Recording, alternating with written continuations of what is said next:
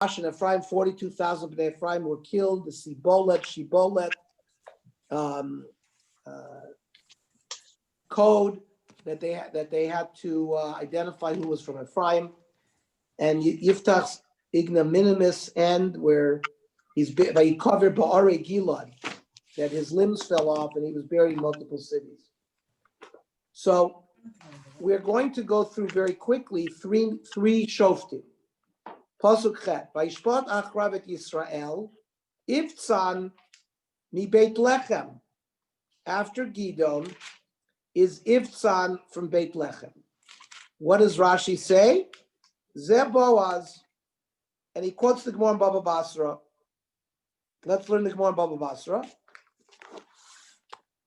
Amar Rav Ravuna Marav, Iftzan Zeh Boaz. This shofet that we're about to hear about is Boaz. Da'am Rav Ravuna Marav. Well, before we read this Gemara, let's read the psukim about Iftzan. Vahi lo shloshim banim. He had 30 sons. Ushloshim banot, 30 daughters. Shilach hachutza, who married men outside of that shevet, and maybe they were brought back. And then Ushloshim banot hevi levanav nachutz, and then he brought 30 daughter-in-laws for his sons. And then it says, Vayishpot et Yisrael sheva shanim. He served as a shofet sheva shanim. Vayamat Iftzan vayikaver beveit Lachem. Iftzan died, was buried in Beit Lachem. That's it. Don't have any more about. Says the Radak. Omer Rabbeinu and Baba Basra. Iftzan ze Boaz. V'hanireh be'enai ki amru ze bavur sipur nisu'ei banav uvnotav. Where is the clue for Chazal that Iftzan is Boaz? Because of all these weddings he made. The Samach lo dvar Manoach. The next parak, we're going to be introduced to Manoach, the father of Shimshon. Lilamdech shelo yitga'eh adam lo ba'oshev lo b'banim. Person should not become haughty either through wealth or having a big family. Ki iftzan asa shishim su'udot ben banav uvuvnota. He made 60 weddings. Uvekulan lo zimin Manoach. And he didn't invite Manoach there. Why not? Because Manoach lefi shaya akar. We're gonna see soon that Manoach and his wife were infertile and they had no children. Bahaya Omer, Iftzan would say, Kudanta akarta b'may parli. This sterile mule, how am I going to get repaid for inviting him to all my weddings? If he had children, I would get repaid because I would get invited back to his weddings. So that's how Chazal. Doesn't sound too good to me. It doesn't sound good. So in fact, Sydney,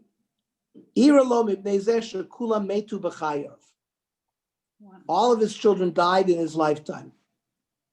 Yeah, but you're forgetting that Iftzan is also Boaz, right? We just said, yeah. But what I'm saying is, the Radak tells us, how did Chazal know that Iftzan is Boaz? Well, so first of all, because of immediately it tells us about Iftzan's marriages, and they knew the story because the Gemara, the Gemara in Baba Baisa says, Amrav Ravun Amrav Iftzan ze Boaz. So it says, how do we know that? Because Me'ah Be'esr Mishtos Asa Boaz Levana.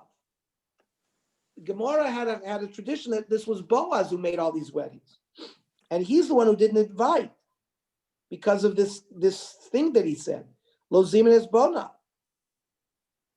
And then the Chazal say they all died. All of Boaz's children died in his life. V'haya lo Manoach ben Kayim v'haya Shofet Yisrael. And Mida Keneged Mida, the one child that Manoach had ended up to be Shimshon, who was the judge for Klal Yisrael. Ki ra'ah Hashem be'el bono. Hashem had pity for the embarrassment that Manoach had.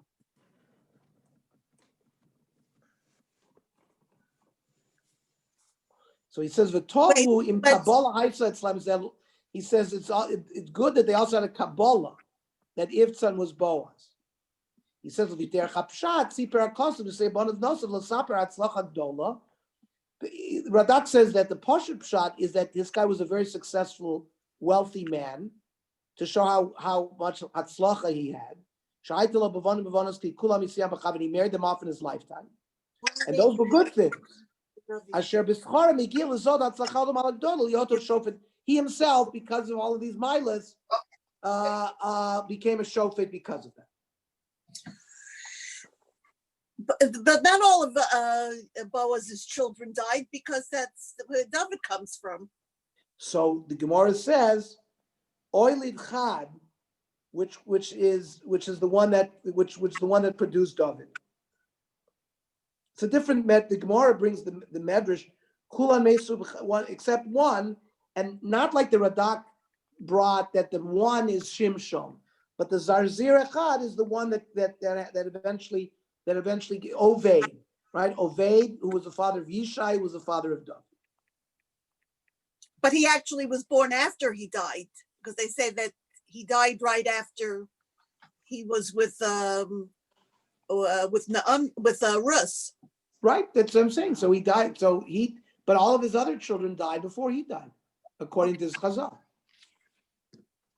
So how come there's no reference to Boaz having sadness in his life when the entire? I know, I never heard this in my life. Well, we read Megillas Rus for a specific reason, and there it sad. First of all, you do get a sense when you read Megillas Rus that Boaz was an important person. It doesn't call him the shofet, but that's Chazal says that Ivtzan was Boaz. Listen to another medrash that I found from the Eliyahu Rabbah.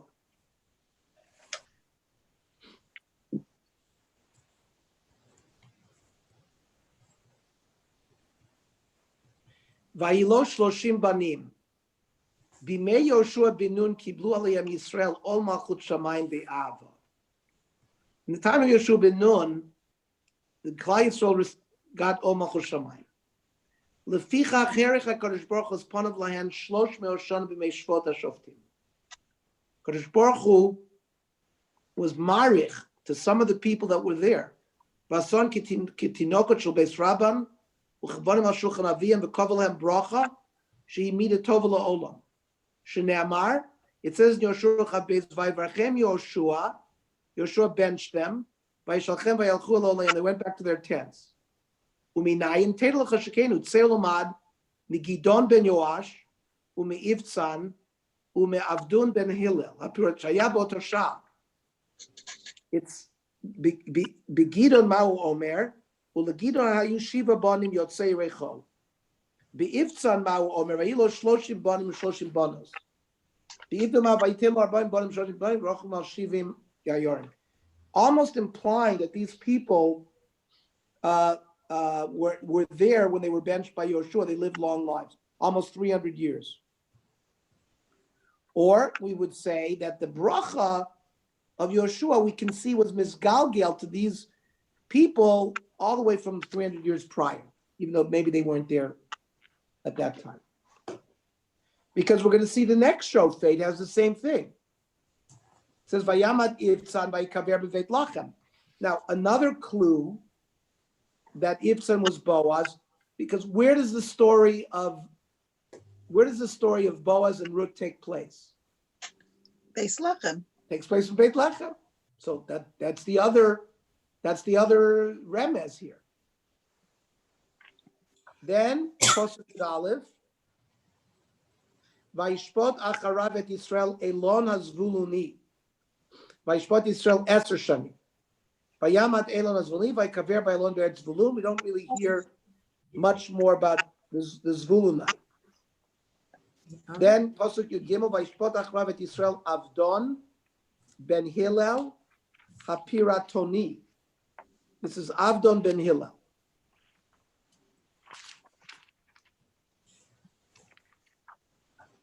Vayilo arba'im banim. He had 40 sons. Ushloshim bnei banim, 30 grandsons. Rochlim al shivim ayarim, riding 70 fancy mules. Vayishpot Yisrael shmona shanim. Vayamat Avdan ben Hillel Piratoni vayikaver b'Piratoni be'eretz Ephraim ba'ar Amaleki. He was buried in Ephraim. I don't see that the Meforshim really tell us, which Shevet he is, but the fact that he's buried in Ephraim might relate to that. What does Hapirotoni mean?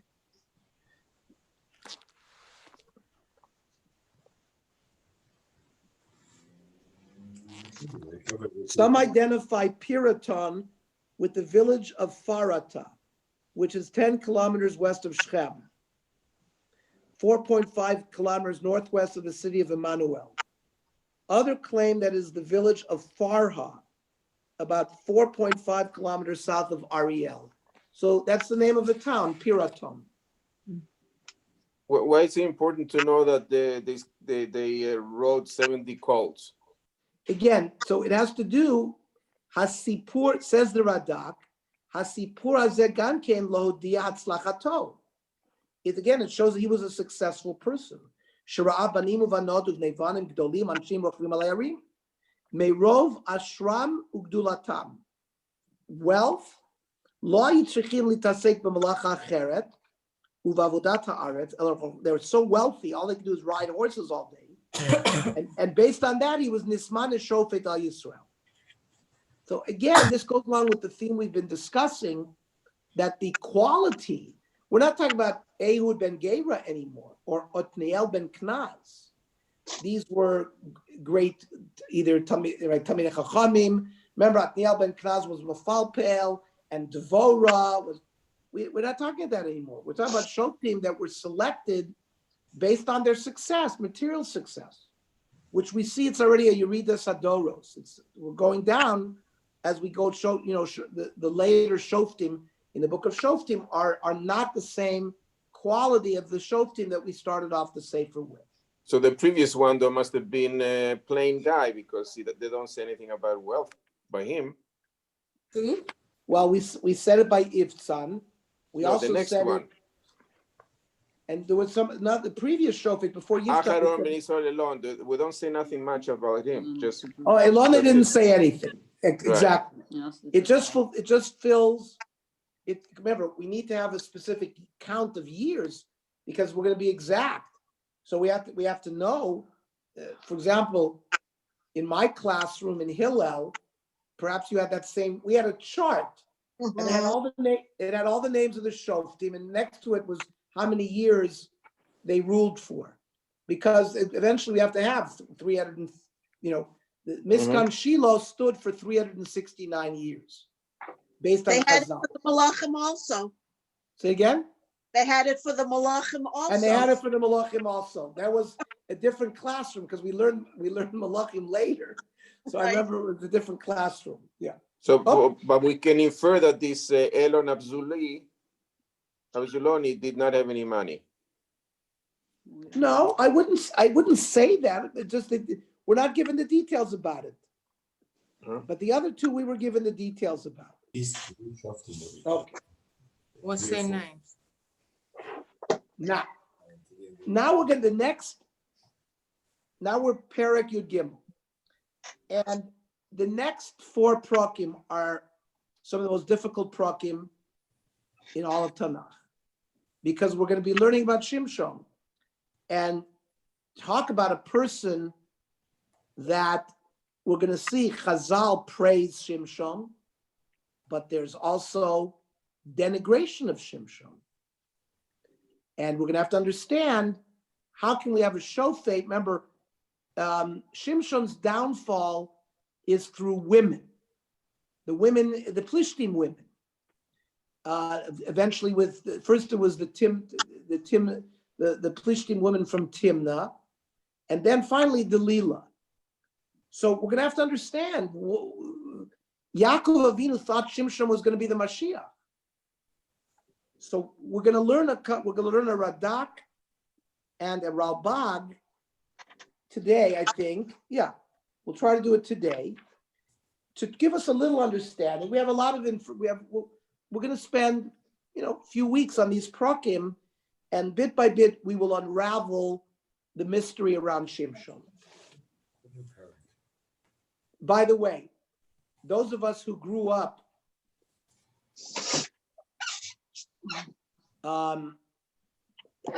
those of you who are a little older than me, I'm sure you were, the Superman comics, Right. superheroes. They were written by Jewish people, right? Superman was created by, I forgot who the creator was, but they were Jews. Schuster from Cleveland. Schuster was one of them from Cleveland. And Stanley was another one. Yeah, he was also a Jewish guy. Lebovitz, his name was. Right, and I believe there was some influence of Shimshon because Shimshon had superhuman strength because of the status of his Nazirus, which was one of the things that demonstrated it was long hair. But the whole concept that you would have a person with superhuman powers, so that a lot of that was inculcated. It was Siegel and Schuster. There you go. Siegel and Schuster, yeah. There you go. And I think I read somewhere once that there was that they were influenced by. Where do you see in what other literature? What other literature do you see this kind of concept? We don't see it in Shakespeare.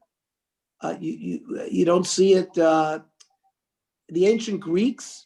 All of the myths, you don't see it. You don't see it there. That's interesting. You really don't. I mean, they were gods. They had the superhuman powers. Correct, but that's not this story, which is of a person. Right. And we'll see. Remember, Shimshon went out and battled. Now, the Maharal, right, the Golem of Prague.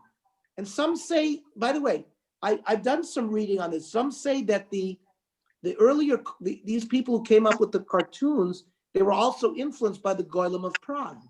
Because remember, by the way, most historians feel that it's all fiction. That the Maharal never had a golem. That's not for our shir, but anyways, but there's certainly a myth about it. And what was the myth? That the Maharal made the golem to protect the Jewish people in the ghetto there. So he was a protective force. That's this concept. Remember, Superman protects Gotham City, right? Metropolis. Metropolis. I'm sorry. Batman is Gotham City. Yeah, Gotham. Don't confuse them. Okay, but that these myths, these are the origin, potentially the origin of these myths. Okay. So, Perek Yud Gimel, Vayosifu bnei Yisrael la'asot hara b'nei Hashem. Vayitnem Hashem biyad plishtim arba'im shana. And now there's a new nation that's going to be a problem for Klal Yisrael, the Plishtim, which from beginning of Shimshon through Eli HaKohen and Shmuel and then Shaul and then David, right? Who does David Goliath? Is from what nations? From the Plishtim. So there's going to be, for the next 150 years, the main enemy of Klal Yisrael is going to be the Plishtim. Now, I just want to read a little bit about the Plishtim. The Plishtim, the Philistines' ascendancy began towards the end of the period of the Judges and continued until David vanquished them about 150 years later. They were militaristic, technologically advanced, and they dealt, of course, in the coastal plain of Israel. Ashkelon, Ashdod, Gat, right? That's where the Plishtim were. Scholarship, based on the biblical text, archaeological evidence, and extra biblical records, placed their origins in the area of the Aegean Sea, among the Greek islands such as Crete, that gave birth to the civilization of Minoa. Sometime during the 13th century BCE, ways of these maritime people who boarded ships, traveled eastwards, began to settle upon the shores of the Eastern Mediterranean from Lebanon in the north down to Egypt in the south. Ramses III, towards the end of the 12th century BCE, commemorated a victory over a large invading force of these so-called sea people with a monumental stone relief at a temple that you can find in Medina Habu, which is in Egypt. And these raiders are depicted with plume-crested helmets, braided hair, long swords, and armor. And Sounds like the Vikings. now, they developed a confederacy of 5 towns, each of which was ruled by an independent governor. The Egyptians welcomed this because they made use of the Philistines' mercenary tendencies to continue their rule of the land of Canaan, by this time by proxy. They settled in Gaza, Ashkelon, Ashdod, and Gat and Ekron. They adopted local Canaanite culture, but they also had peculiar traits that showed that they were not originally from Canaan. Some of their pottery looks very similar to the Mycenaean ceramics of the same period, and their burial practices were similar to other Aegean cultures like near Greece. It was their knowledge of metallurgy and how to extract iron ore that was decisive for the region. This science and the ability for improved weapons was acquired by the Philistines from their maritime connections with the Turkish coast, the Anatolian coast. So this combination of militarism, metallurgy, and mercantile interests that characterized Philistine society. And the tribes of Israel, primarily Dan and Yehuda, were going to be affected primarily by this society. They were forced to be reckoned with as they, pushed towards the interior of the Canaan to the lucrative trade routes. And they had fearsome chariots of iron. So these southern and central Israelite tribes were in their way. And they had bronze tools. They didn't have iron tools. And we didn't have the Jewish people didn't have a martial tradition. They did when they came in with Yoshua, but Hashem fought for them. And it's not that the tribes in Israel had developed very strong military. Every so often, a shofet would arise and lead them in battle. Okay, so that's just to give us an idea Ernie, of who these Philistines were. Yes. Ernie, you talk about people who traveled on the water. It reminded me of the Phoenician Empire. And I'm looking it up in Wikipedia. It's about 11th century before the Common Era. So isn't that around the time of the Shoftim? Yes. It is. Yes. Could it be the same people? I'm just wondering. The Phoenicians. Well, I don't think it's the Phoenicians. Aren't they like in Lebanon? The Phoenicians eventually, On the north, the Phoenicians settled in Carthage, right? yeah, but it also called when I look at Which it, was North Africa. they're That's called where the Phoenicians Canaanites. ended up. Huh? called Canaanites. They lived in Tyre and Sidon as well. So they lived higher up in Lebanon. But Okay. we also know they lived in North Africa. And they ended up in Carthage, right? Where the Phoenicians were there. Right. The Punic Wars but that's much later. When Rome, that's like 300 BCE, 200 BCE. You're talking about That was Hannibal. Hannibal. So you're talking about But that was like 1,000 Libya. That was like Tripoli. North Africa. North Africa. Exactly. And that's a lot later, Bernie. So I don't know. We have to see. You have to see when this is earlier. So these came from like Crete, and the Minoan Empire, which was earlier. They were Cretans. They were Cretans. Literally. Okay. Pasuk Beis. After the time of Yoshua, during the time of the judges, was the 11th century. Yes. Yes. So are we not talking about the same period of time? We're talking about the same period of time, but it doesn't say that the Phoenicians came to Canaan, does it? It refers to them Canaanites because they were settled in Sidon and Tyre. Okay, Sidon and Tyre. That's much north, much more north. And I'm It's sorry, much what? further north. Much north. Sidon and Tyre is Lebanon.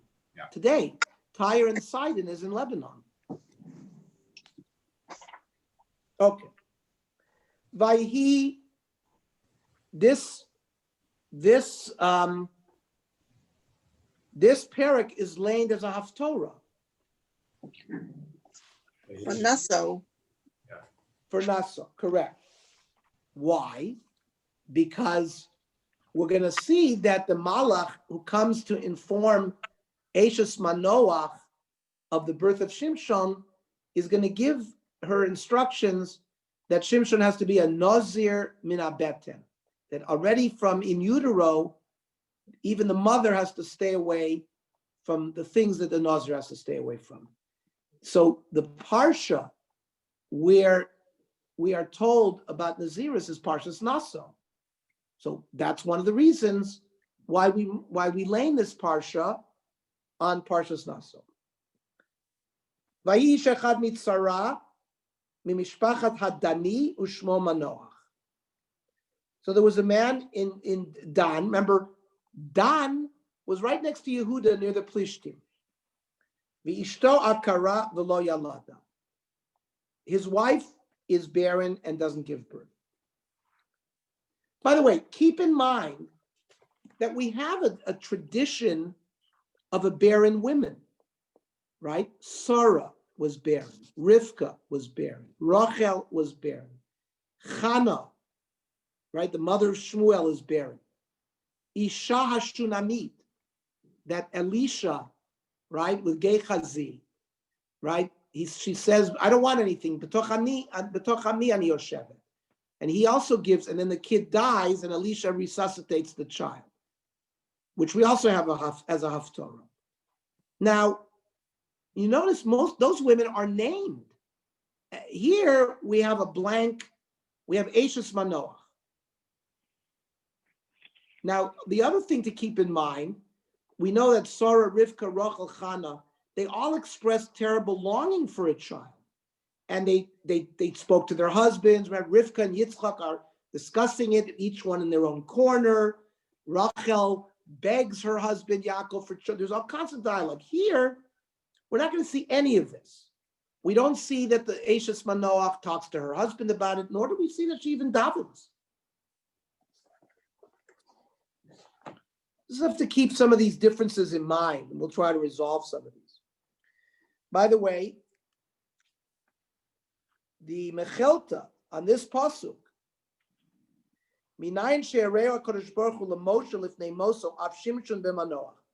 We know that Hashem took Moshe Rabbeinu to Har Nevo, and he showed him the whole country. But he didn't just show him the whole country; he showed him the whole history of the Jewish people. And he showed him Manoah, he showed him Shimshon. Shneamar, Vayareu Hashem Adan.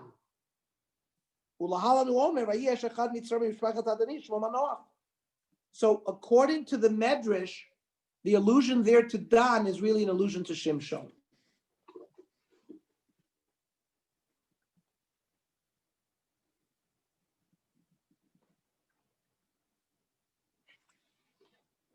And so another Medrash in Bamidbar Rabbah says, Ushmo Manoach. The Medrash says in Bamidbar Rabbah, Harishonim koidmim lishmam. When Tanakh talks about a Rasha, it gives the name first. For example, Noval Shmo or Goliath Shmo. Right? It doesn't say Ushmo Goliath. It says Goliath Shmo. Or Sheva ben Bichri Shmo. Those are Rishonim. Aval Tzadikim Shman Koidman. Because it says Ushmo Elkanah. Or Ushmo Yishai. Or Ushmo Boaz. Or Ushmo Mordechai. Ushmo Mordechai. Ben Yair ben Shimi. Ben Kish Ishimini. Ushmo Manoach.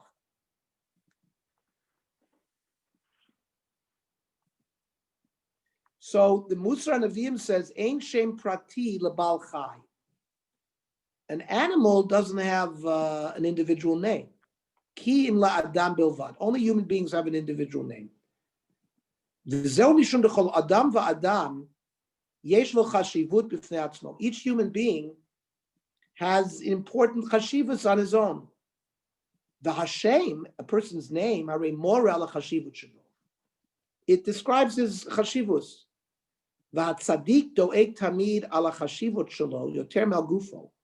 A tzaddik is worried more about his reputation than about his body. Lefichach, it means he wants to have a shem tov.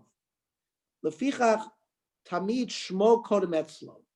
That's why by a tzaddik it says shmo manoach, because he puts priority on his shame.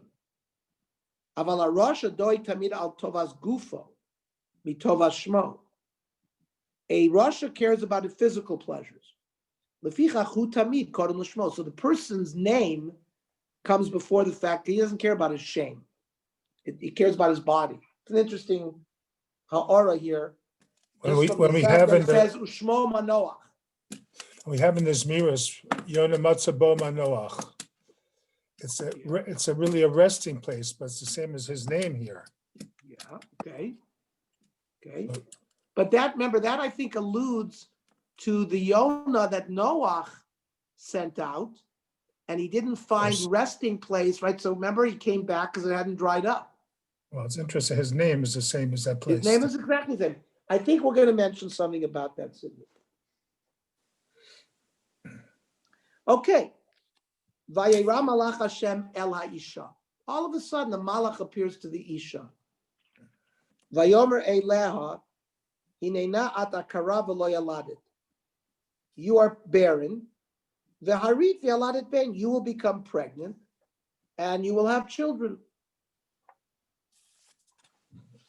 V'ata yishamrina. So now be careful. V'al tishti yain v'shechar. Don't drink wine and beer. V'al tochli kol tamei. Don't eat things that are tamei, which Rashi says dvar ma'asurim lenazir. Doesn't remember a nazir has to do three things. First of all, a stam nazir was 30 days. If a person says, "I want to be a nazir," hareni nazir, so it was for 30 days. They didn't take a haircut. They could not go to a funeral, right? They could not be metame to mesim, and they couldn't drink wine. Those were the three things. So that's why Rashi says here, dvar masrim lenazir. Doesn't mean that don't eat tamei dika things. It means don't eat things that a nazir is not supposed to eat, like grapes, grape products. Ki inacharav yoladet bein. You're going to have a child, umora lo yaleh rosho. He will be a nazir from his birth, and therefore he will never cut his hair. A morah is like a razor, will never go on his head. Ki nazir Elohim yeh hanar min abotem. He'll be a nazir from utero. V'hu yachel lahoshiat Yisrael miyad plishtim. Very important word. Yachel means he will begin. Certainly, Shimshon does not complete the destruction of the Plishtim, but he begins it. And it's going to end with David HaMelech. So there's a straight line between Shimshon and David. Now, I would like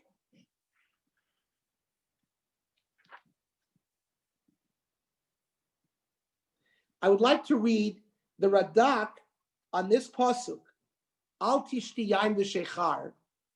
Those of you who have the Radak, because you have the Radak with you, I'm going to go from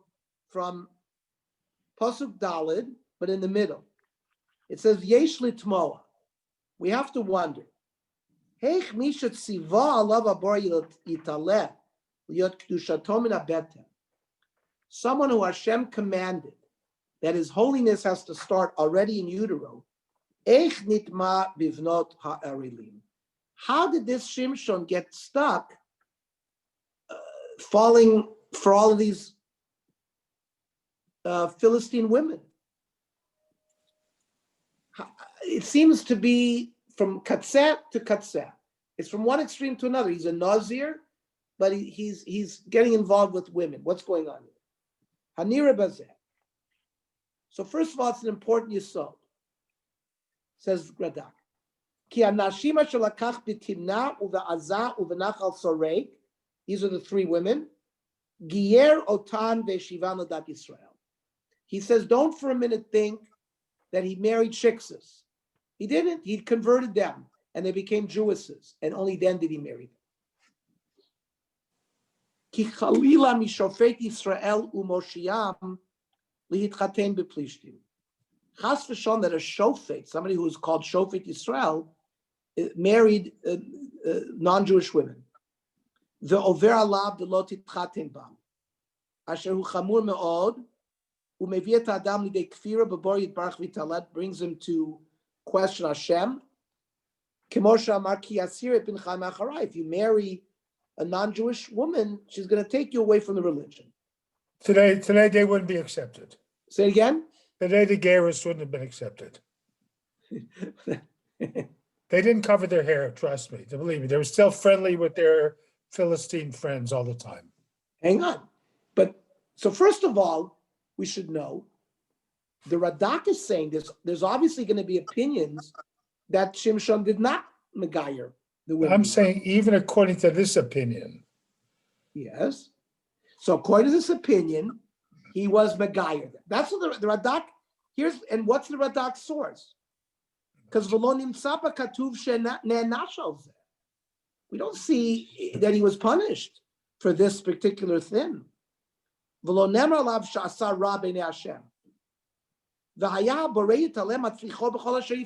it's the opposite. Hashem helped Shimshon succeed in everything he did. correct?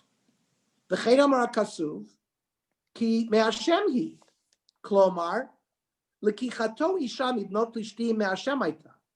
U'retzona el yitbarach haya b'zeh, ki v'aday haya megayer ota u'mshicha nodat Yisrael. So we're just reading the Radak. I mean, I don't think we ever, it's important to read this Radak, and we'll see the Rambam says very similar thing. Aval pichein, sibai tame'et Hashem lakachat isha miplishtim l'nakem b'hem. It's going to turn out that Shimshon is like a one-man wrecking crew. Shimshon's job is to create havoc among the Plishtim. One of the ways he's going to do it is by marrying one of their women. It's going to upset the men. It's a pretext for Shimshon to create havoc there. And you're going to see, nobody helps Shimshon. This is not Gidon gathering 40,000 men and going to battle. This doesn't happen now. This is a one-man show.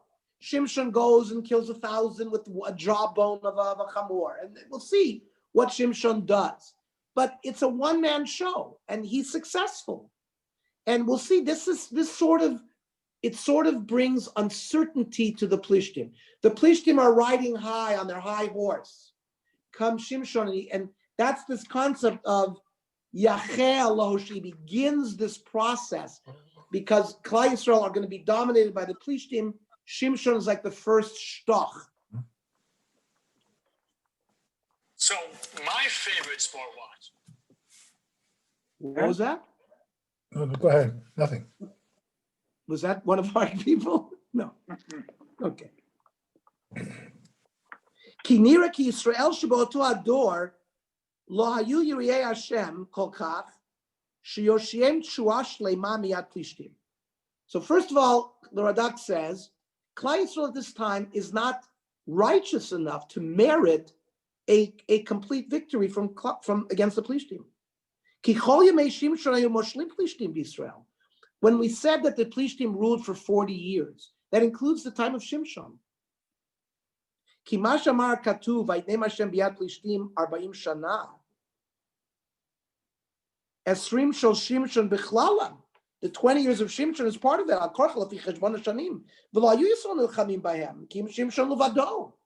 The only person fighting with the Plishtim are Shimshon.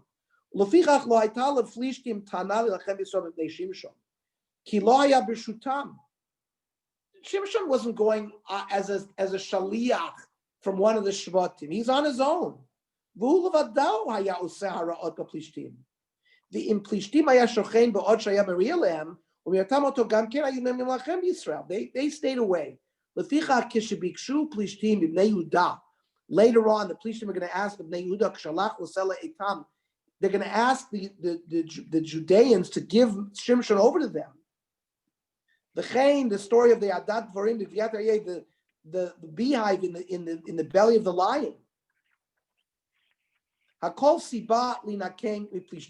of these are creating scenarios for Shimshon to take revenge against the Plishtim.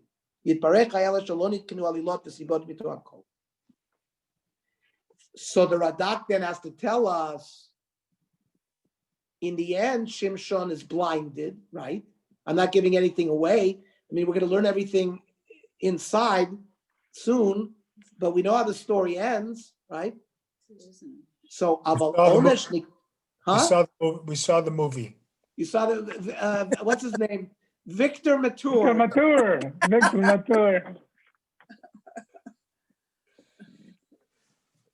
Aval Onesh Nikirat Einav.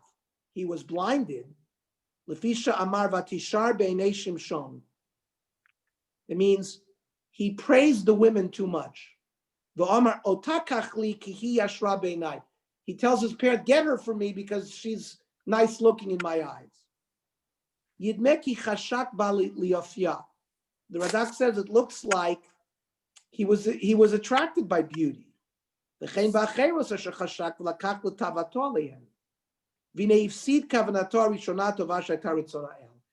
there was original good kavana, but l'chora he couldn't hold on to that. Originally, Shimshon had in mind only from Hashem. He wanted to make a pretext so that he would fight with them. However,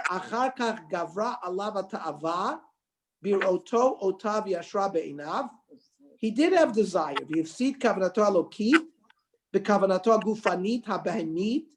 There was an animal part of him.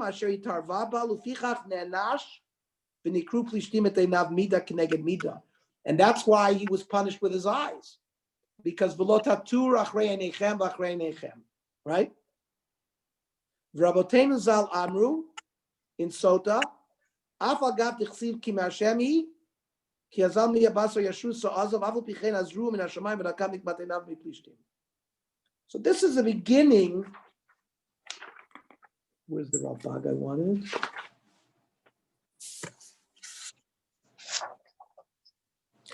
I just want to say something. The Ralbag said,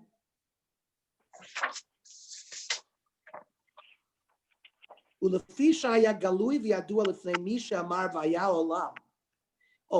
Ralbag is going to explain to us why, in fact, was this thing of Nazirus given to Shimshon, which we see was never given to anybody from Beten, right? The son of David, Avshalom, became a Nazir, but not from Beten. So what was the shot that all of a sudden by Shimshon he needed that? So that's what the Ralbag says. He says, Hashem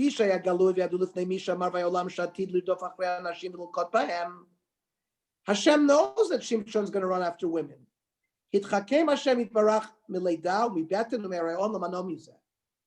Hashem wanted to lay the ground even already in utero to purify him.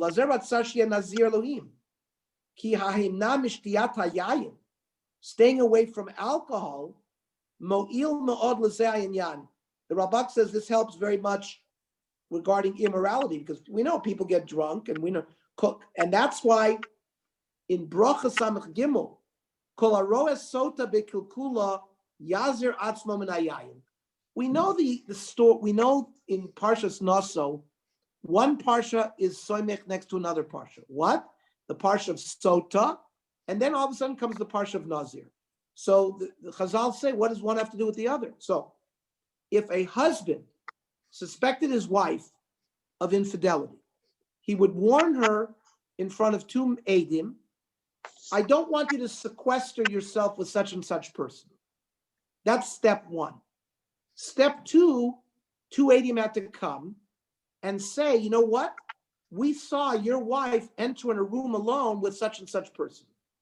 We don't know what happened there.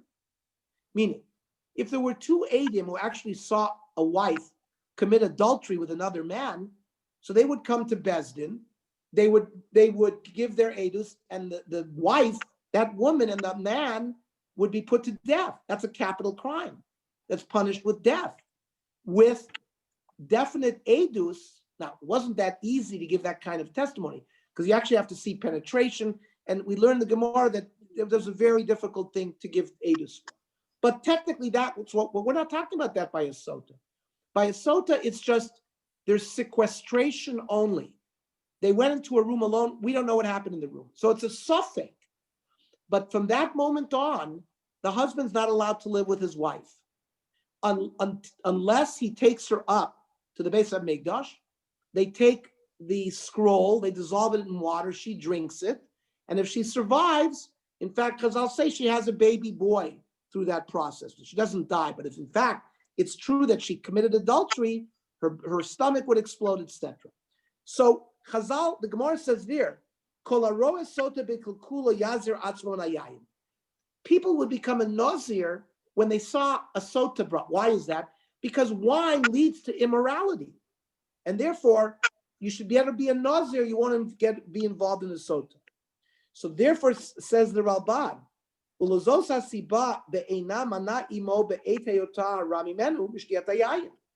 that's why Hashem wanted no wine, even from utero. The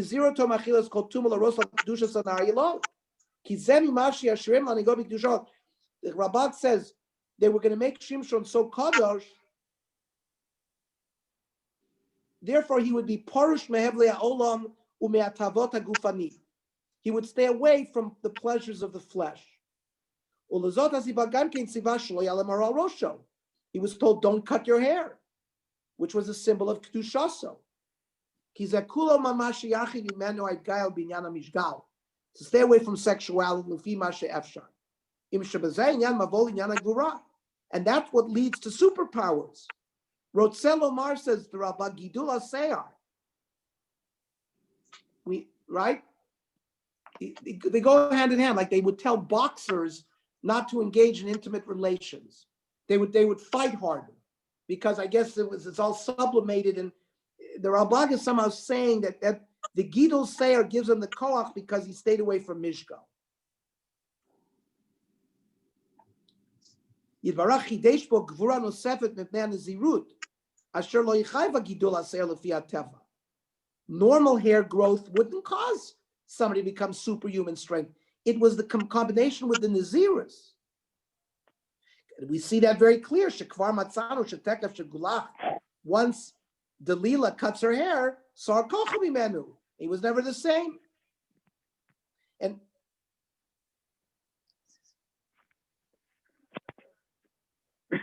he says, Ki Aroshim Sheyesh Begidul Aseir Begvuru Mitzad Atzro Hayedim Hashanim Baguf Shayam Darkam Shinemem. That means it's from this general holding back on physical pleasures that gave him that strength. Okay, so we see two different approaches, the Radak and the Ralbag, regarding some of these issues. Okay, weiter. Ernie, Yeah. Isn't it unusual we don't hear that she davened, we don't know what she asked for. It's not like with Hannah where she says that she'll dedicate her son to the Kohen. Right? I pointed out that you see all of these other imohos davened, and there was a whole thing. Here it comes out of the blue. Rabbi Hatin is going to give a thesis to try to explain that, which I will try to close with tonight. Okay. But I wanted to say something other interesting, that in Bamidbar Rabbah it says, Vayar malach Hashem el Aisha, mikana talamed, she'ishto shel manoach tzadekes hayta, she'zachsa l'deberim hamalach. The malach doesn't appear to Manoach, he appears to the wife. Uma she'ba hamalach levaser la, mitchila b'soros holadas habein, below the Bible. Why did the malach appear to her, not to him? Zeh mochiach she'machmad zchuta zachu leben hazeh. Below machmad zchut habayla. It's because of her zchus. V'avsha amr be'edios de'av zoch leben b'noy v'koach. That means usually a son comes through the zchus of the father. Alright, the gvuras habenu mischus ha'av. Avalo kein haya b'shimshon. Ki gvurato hayta machmas kedushat neziroto. Shezu inyan shel tzidkut. V'hi harei hayta yoter tzadekes mibayla. Ki bayla harei haya ama aretz. V'lo ama aretz chasid. We're going to see soon various proofs that Manoach was not a Ben Torah. It also says Manoach haya midan, v'ishto mi Yehuda. So Nimcha Shimshon ba mishevet Dan umishevet Yehuda. Because in Divrei Hayamim it says Imei de Shimshon Hatzalaf Foni, which is a family from Yehuda. So part of Shimshon comes from Yehuda. Maybe that's why Ifson didn't invite him to the weddings. Why? He didn't know how to learn. He was a Talmid Chacham. He didn't pass to come to the wedding. Okay, but their Chazal clearly said why he didn't. I know, Because it's a terrible reason, Yeah. though. That's what I'm trying to find a better reason.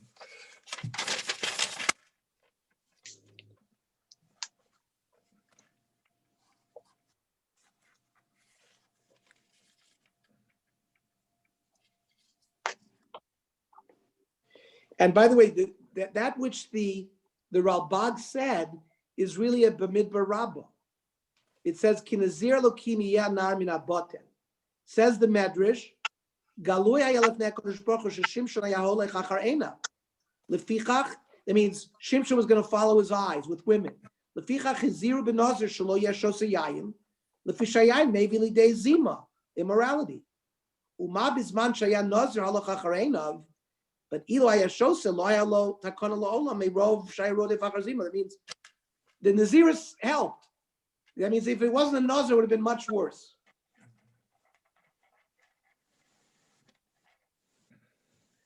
Okay, and then when I said, V'hu yachel oshet Yisrael, he will begin to save Klal Yisrael. Amar Kavar Bar Chanina. This is from Gemara Sota.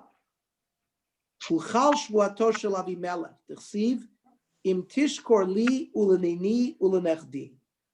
Remember, Avimelech and Avraham made a shvua that they wouldn't fight against each other. So the shvua stops here. The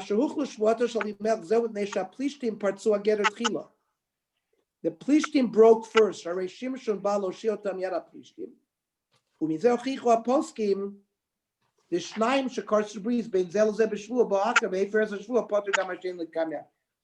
the Plishtim started first tripping with us. That allowed Shimshon to start up with them because of the break of this shvua. Because a bris is broken by either party. But the Plishtim weren't around in Canaan. Yes, we started off saying today, the Right. Plishtim are on the coast, and they started moving inwards towards to Chepa with Dan and Yehuda because they're adjoining. They wanted the trade routes, and the introduction to the Perek today was Vayitnem Hashem biyad Plishtim 40 shana. The Jewish people were under the thumb of the Plishtim for 40 years, and including the 20 years of Shimshon. Then it says in Bamidbar Rabbah, because what did the pasuk say? Ki nezir Elokim yeh anar min haboten ad yom moto. I'm sorry. Let's go back to the pasuk. I'm sorry, I jumped the gun. Let's go back. So we're on pasuk vav. So the Malach just said Nazir Elokim yeh anar min haboten. That's all he says. He doesn't say until when. Then vatavo Aisha, vatomer liisha lemor. The woman comes, tells her husband, Isha Elohim ba'elai. Umareu kemare malach Elohim nora me'od. I think he's a malach. V'lo shehiltiu emizehu. I didn't ask who he was. V'shmo lo yigli, didn't tell me his name. And the woman continues. Vayomer li nacharav yoladet ben. He told me I'm going to be pregnant, get a son. Ve'atat, meaning now. Al tishti yain v'shechar, don't drink wine. Al tochli kol tuma, don't eat things that other things that a Nazir has to stay away from. Ki nazir li miyanar mina beten ad yom moto. Now that's something that the wife added, that he's going to be a Nazir from his beten until his death. Until he dies. The Malach didn't say that though, Sidney. So that's what the Medrash comments on. The Medrash says, Hi osif ad yomoto, lefi shelo yadam mashati. right? The mother, being a human being, cannot tell the future. Aval malach shaya yodea sha'atidu la'abad nezirato al yedei delila lekach lo nemar ad yom moto. Because once Delilah cut his hair, he was not Nazir anymore. So he was not a Nazir until his death. That's why the Malach left out those words ad yom moto, because the Malach knew the future.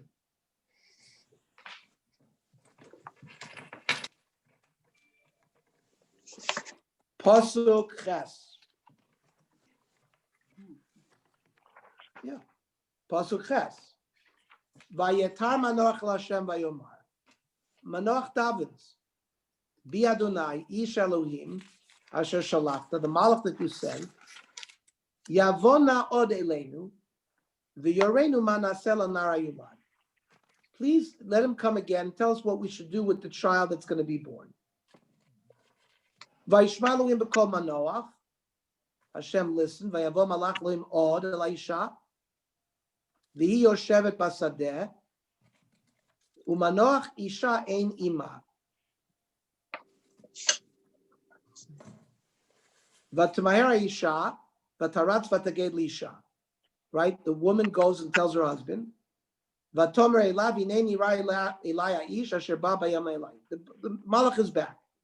Now, this is a very important pasuk. Pasuk Yud Aleph. Vayakam vayelech manoach achrei ishto. That's where Chazal learned that he's an Amaretz. Amar Rav Nachman manoach Amaretz haya. Tichsi vayelech manoach achrei ishto. You don't walk behind the woman.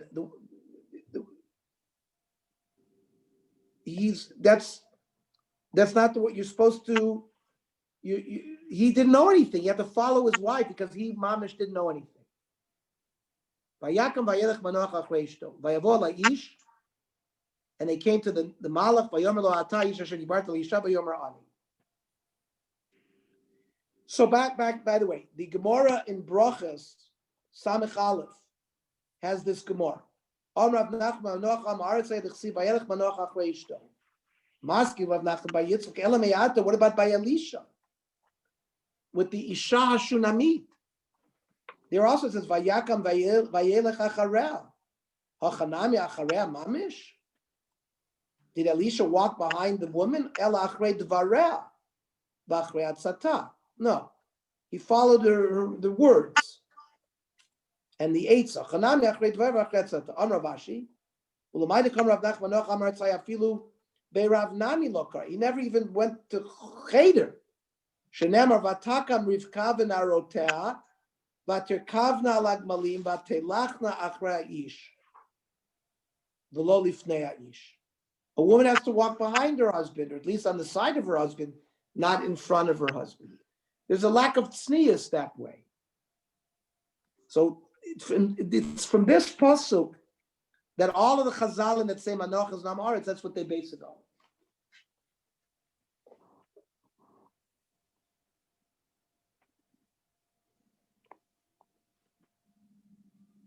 Oh, Ernie, I hear you, but just not to be contrarian, but it's actually Manoach making the comment that God listens, where Manoach says to his wife, God should come to us and explain it to us, right? So Go ahead. obviously, he does have some merit there.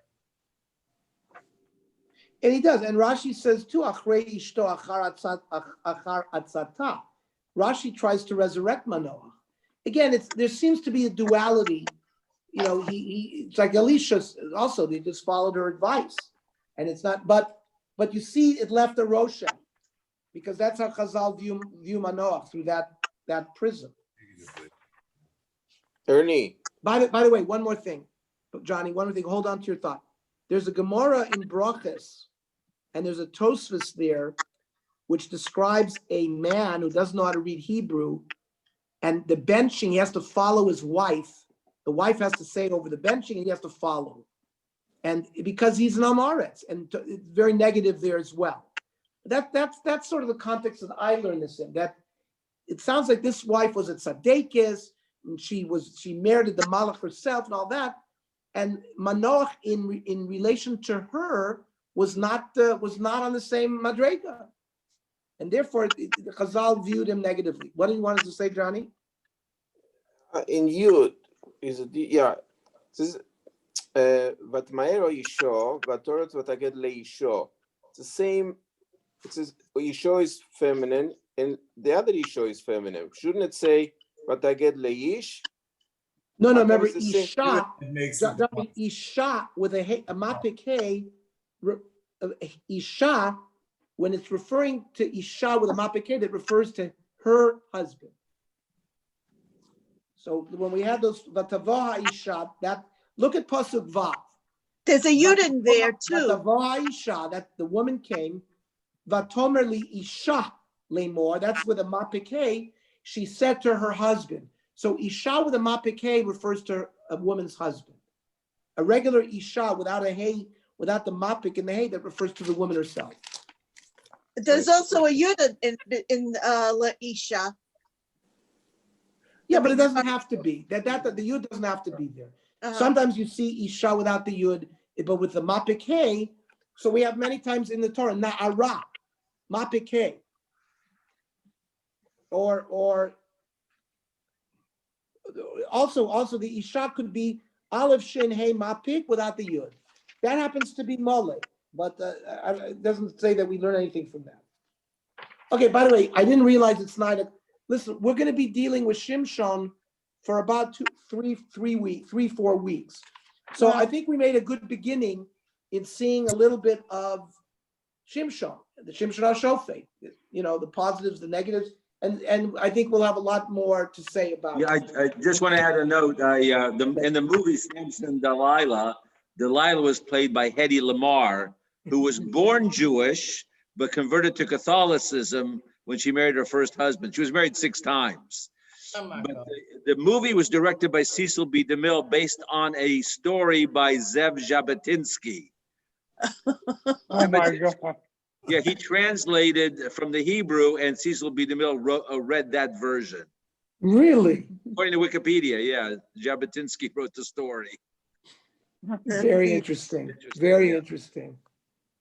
But Hedy Lamarr really was Jewish, but her, Yes, her first husband was Jewish from his father, so he technically was not Jewish according to halacha. But she was never baptized. She never baptized herself, so. right. But Of course she's remember, Jewish. She's Jewish. this Just is an what inventor, I think. this is what I've read about this period, that television began in 1949, 50, 51, and the movie tickets dramatically dropped. So the gimmick that they came up with was this CinemaScope and Right. Cinerama, and they made all these Big Bible spectacles, movies, right? The Bible and a lot of these, and then Simpson and Delilah was made in that. I think it's Yeah. that era Right. where it was meant to draw people in because it's big screen, color, Technicolor. That Yeah. really never existed much. I mean, The Wizard of Oz was in color, but if you Right. think about all the film noir of the late 40s, all black and white, it all changed with these movies, Yeah. which were all glorious color, huge screens, and it was meant to combat television because people were staying home watching the Lucy Show, not going out to the movies, right? That's The why we Robe, have the Cinerama Dome. Harold, Right. the Robe. What does Chazal The say? robe, yeah, also The Victor robe. Mature. These were the first, and then of course, the 10 Commandments, Yeah, and 1956, Ben-Hur, all that those. culminated it. Yeah. Right? And then it went away. Then it Yeah, went who away. wrote the 10 Commandments? And now we went backwards with Corona. So we have to start all over. Yeah. We Hi, decided. SD. Good night, everybody.